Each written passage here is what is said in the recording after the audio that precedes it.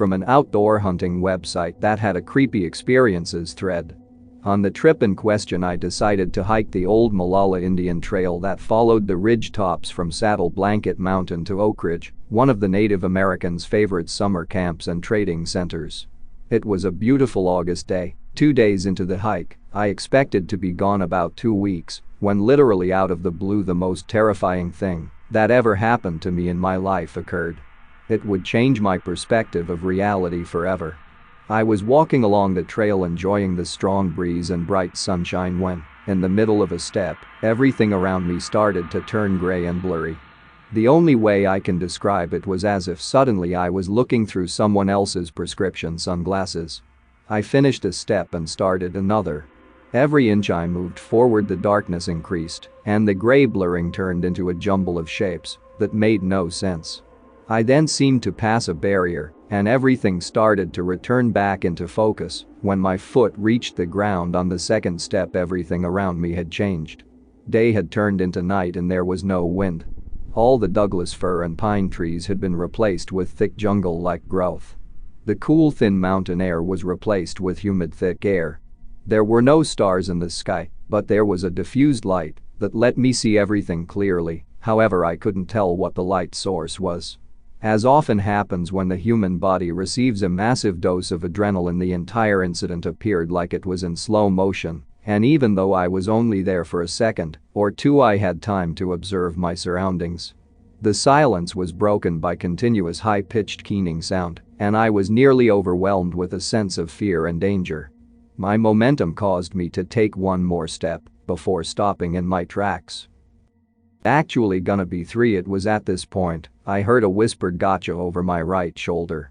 I couldn't tell if I heard it with my ears or inside my head. The word wasn't directed at me, but something said the word quietly to itself.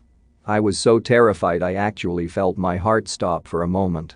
That whispered word is what saved me. I opened my mouth and gasped in a huge gush of thick air and recoiled backward in the same footsteps I had entered wherever I was. As I threw myself backward, I looked over my right shoulder. A dark-colored, hairy right hand and arm was reaching for my throat over my shoulder. The hand had pale ivory spade-shaped fingernails. The nails looked clean and almost had a manicured look to them. The thumb was placed lower, towards the wrist, on the hand than a human's is. Both hand and arm were thin and powerful looking, and both were covered with thick, coarse black hair. I got a good look at it because the thumbnail grazed my neck. It did not break the skin as I moved backwards.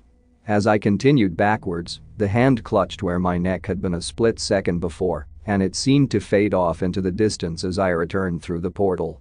I took 2 more steps backwards, and everything reversed itself from what had just happened. The world around me became lighter, the fir and pines gradually came back into view, and by the 3rd step I was back on Saddle Blanket Mountain. I continued to move backwards in terror, and as I did, I observed that where I had just come from was a shimmering oval patch of air about the size of a large door. The woods behind it looked like it was underwater. By the 5th backward step, the shimmering area seemed to just evaporate, and everything was back to normal. By then my lungs had nearly burst from the volume of air I had inhaled during the huge gasp I had just taken. My body felt like it was on fire from the adrenaline surge.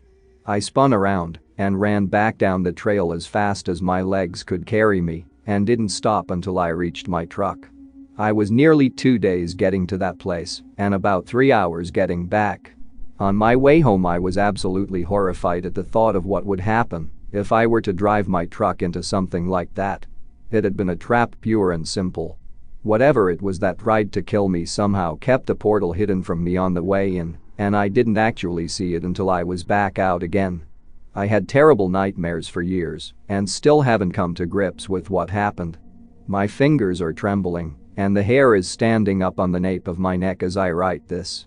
Severely shaken, I've read everything I could get my hands on about people who have mysteriously disappeared throughout history and discovered several instances where people have vanished in plain sight of others. The quantum physics people have a theory about parallel universes. They just might be right, since I originally wrote this. Report number 9202 from Sutter County, California was submitted to the BFRO. The person who submitted the report drew a picture of a creature he saw in a tree.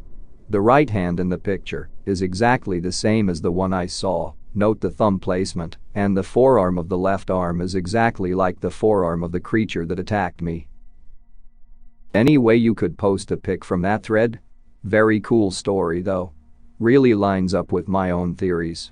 There was no picture, the thread was over 100 pages long, but it was an older forum style that didn't have support for pics. Here's the thread, damn good read. Here's the pic the passage refers to. It's hosted on a different website, not on that actual thread.